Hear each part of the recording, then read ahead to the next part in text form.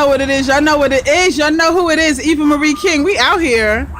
We at Bob's Restaurant with the legendary pioneer DJ Junebug during this series on the true history of SouthSide Jamaica hip hop. Junebug is just gonna give us some more information on his contribution to Southside Jamaica hip hop. What's up, DJ Junebug? That's right. You know what's up. We here off the strength because we love what we do. You know, it's all about the music.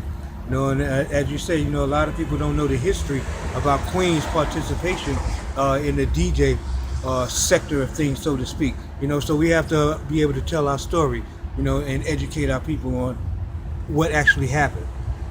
So give us a little history on, you know, at the height of Phase 3 DJs, what was your sound system looking like? What were the components of your sound system?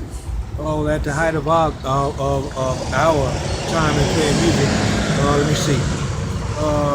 We had Sir Vegas for bass bottoms, Sir Vega and bass scoops. Bass scoops were they stood up about maybe 4 to 5 feet tall, and they were loaded in the front with 15-inch woofers, sub bass woofers, and then they had a scoop that went down the back of it, like this. We had scoops, Sir Vegas. For mid-range, we had what they call the voice of the theaters. We had the type of voice of theaters that you would only find in the movie theaters. Okay. They were approximately 4 foot tall, and they weighed at least 100 plus pounds. So they were very heavy. You had to have at least 2 people to carry them. Then on top of that, we used to have Altec Lansing horns, which you also found in the movie theaters. For that clear mid-range sound. Okay. And then we also had piezones and bullets. The tweeters that we used to get out of the lamps and the street lamps. Is that what I showed you in the documentary that DJ Divine showed me? Those are bullets? That's correct. Okay. That's correct. We had those, and then on the amp tip we had Altec Lansing amplifiers, which was high-tech amplifiers. That you rarely see people with. BGW amplifiers we had. We might have had a crown or 2 here and there as well. You know, so we were packing a lot of power with the amps as well. We had a very clean system with a lot of power. You know, that was our niche between the way that we spent, the way that our MCs were able to follow through with MCing, and the fact that our system was clean, crystal clean. All right, that's what I'm talking about now. Give us a little history on, again, the names of the DJs and MCs in your crew. How were y'all comprised? Well, we were all basically from the community, and we were like neighbors. Kenny J, that I mentioned earlier, he actually lived next door to me on 109th Avenue. 109 from what? 109th and 109th between Liverpool and Inwood. Oh, you were in the hood. You were in the heart of Southside Jamaica. Straight up in the hood. Okay. You know, and then Dominic, he lived on Liverpool in 109th Avenue, which was right around the corner. You know, so we were all actually from the neighborhood. You know, and all of the participants that were in our group were actually from the heart of the neighborhood.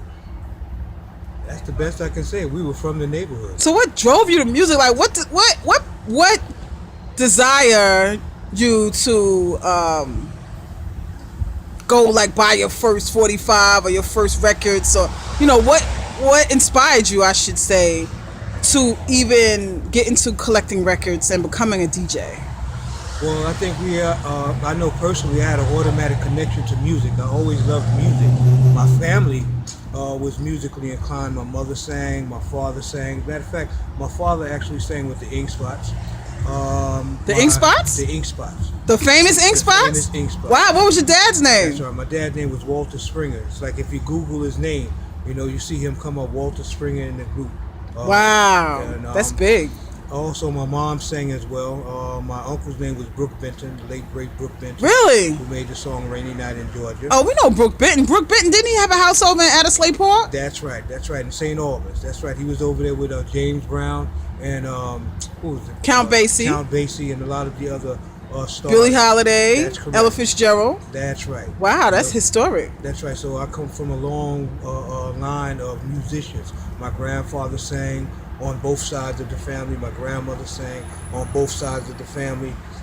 sisters and all of my father's sisters and brothers, as well as my mother's sisters and brothers sang as well. And then I have a history of playing musical instruments in school. I also came up in the Bernice Johnson Dance School where I played drums, Congo drums for the African dance classes, and that's how I became familiar with a lot of beats, which came in handy when it came to actually DJing. Oh yeah, absolutely. Now, what was some of your favorite break beats to spin as a DJ? Oh wow. What let me see, Dance to the Drummer's Beat, off the top of my head. Wow.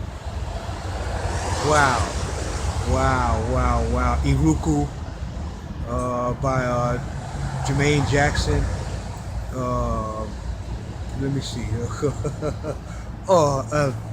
Wow, there were just a lot of them. There was actually too many to name. Okay, so now would you say you were a disco DJ or a hip hop DJ? Oh no, I couldn't actually say that I was a hip hop DJ or a disco DJ. What we did out here in Queens really didn't have. I mean, you really couldn't put a name on it. Right. It was just natural energies that came from our heart. And that transformed into how we would cut and mix up the records.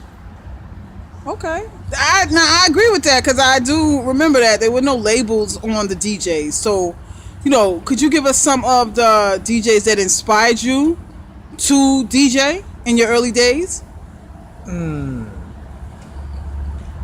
Well, as mentioned before, I can definitely mention Cypher of Sounds. Actually, Cypher of Sounds before Infinity Machine, because DJ Divine, who's from Infinity Machine, he was actually with Cypher of Sounds, and he used to DJ with a lot of understanding in the group called Cypher of Sounds.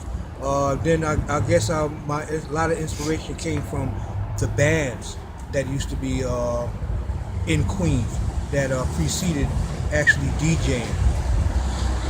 That's actually it. Now, when did you and Phase 3 start venturing out to different boroughs? Well, I would say at least 1977 to 78 we used to venture out. But we actually played basketball. So in playing basketball, that took us to a lot of the different boroughs as well. All the different parts of Queens, Brooklyn, Manhattan, Astoria. And then moving around like that, we met a lot of different people. So I would say, came into contact with a lot of different DJs who played music all over. So from that interaction, we kind of became acquainted with other DJs from all around. Okay, so in terms of just closing out this segment, what is the one thing you want people in general and historians to know about Southside Jamaica hip hop that they may not know? Well, Southside Jamaica Queens hip hop, we was unique in what we did. As I said before, you couldn't put a label on what we did because the music came from our heart. It was just vibes that was inside of us that would come out in the way that we used to cut, scratch, mix, and do what we did. So we just had a natural flair that nobody else had. And that's the true history of Southside Jamaica hip hop from DJ Junebug of the legendary Phase 3 DJs. We will be getting more information from DJ Junebug. We're going to post this up on YouTube for all of our legends to listen to, and DJ Junebug is going to be a part of our Before Hip Hop project. And DJ Junebug, just sign off and let everybody know how they can get in touch with you on social media. You can contact me on Facebook, Walter Spring on Facebook. Check out my page. You can see a lot of different things on my page in that way. Or either contact me through Sister Eva. Alright, Eva Marie King, it's your girl. That's how we do. We out here. We at Vibes Restaurant. We on the south side. We outside. The true history of Southside Jamaica hip hop with right. DJ Junebug, Phase 3. Stand up.